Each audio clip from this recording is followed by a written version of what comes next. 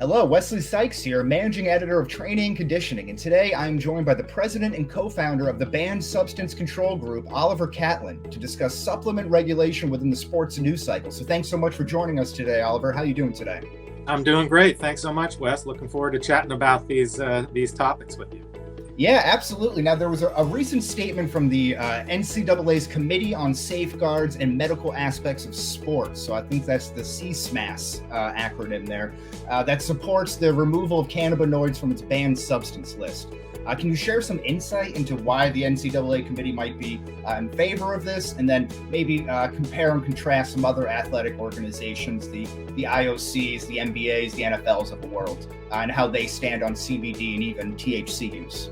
Sure, absolutely. I mean, cannabinoids and cannabis in general has been a very interesting topic in and around the drug testing space for the last several years, ever since CBD itself was approved as a drug, and we've now, legally allow hemp to be grown and CBD to be extracted from it. But that's not the end of the regulatory argumented picture there, and it's been complex for sport to figure out what to do with cannabinoids.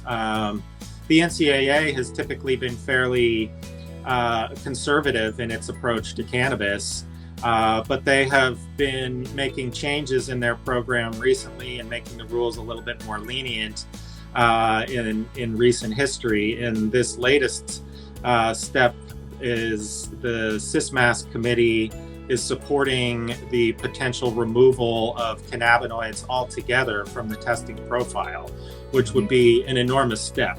Cannabis and THC would then be managed at the school level, not at the larger drug testing level. And that would be a big step. Cannabis has been banned in the NCAA for a long time. They have traditionally had very low urine testing thresholds of 15 nanograms per milliliter, was raised to 35 nanograms per milliliter, and recently to 150. 150 nanograms is the threshold now used in the Olympics. And that was raised again in the last several years in an attempt, I think, to try to reduce the number of cannabis positives that are out there and have to be adjudicated. People forget it takes a lot of resources to adjudicate each and every banned substance case, and spending those resources adjudicating and fighting cannabis cases instead of putting those resources into other anti-doping pursuits may not always be the best spend of your anti-doping dollar. But in the cannabis space, it'd be a large step.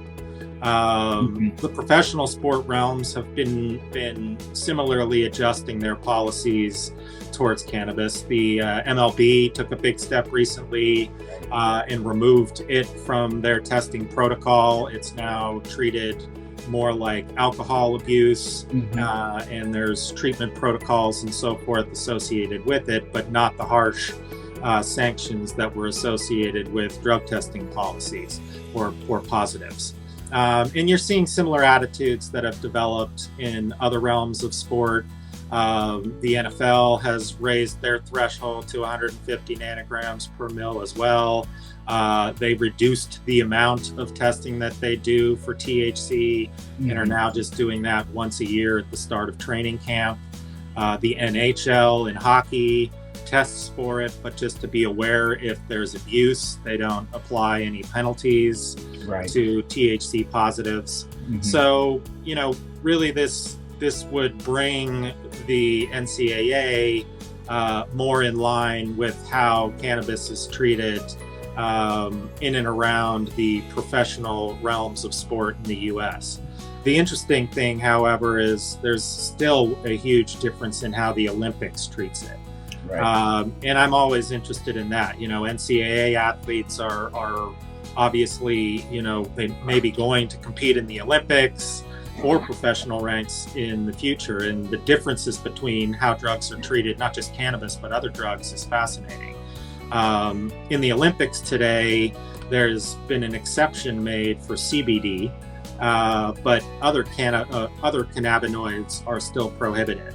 And so, in the world of cannabinoids, you see things like CBN or CBG, which are different cannabinoids that are starting to be used in consumer products. And in Olympic realms, those would still be prohibited, while CBD can be used. But figuring out how that works when you're looking at a CBD product and can I use it or can I not, is a big question. Mm-hmm. And of course, there are still first responders and a whole host of professionals out there that are subject to drug testing requirements, where cannabis and THC is still part of the drug testing protocol. So for a first responder, THC is still part of the protocol. You have to worry about the amount of THC or residual THC that might be consumed in a CBD product. And that's really one of the reasons why we created our certified CBD program 2 or 3 years ago, is to address not only drug testing concerns, but to also test products to make sure that they meet the CBD amount that's claimed on the label, test for environmental contaminants like heavy metals or pesticides that are a problem in hemp products.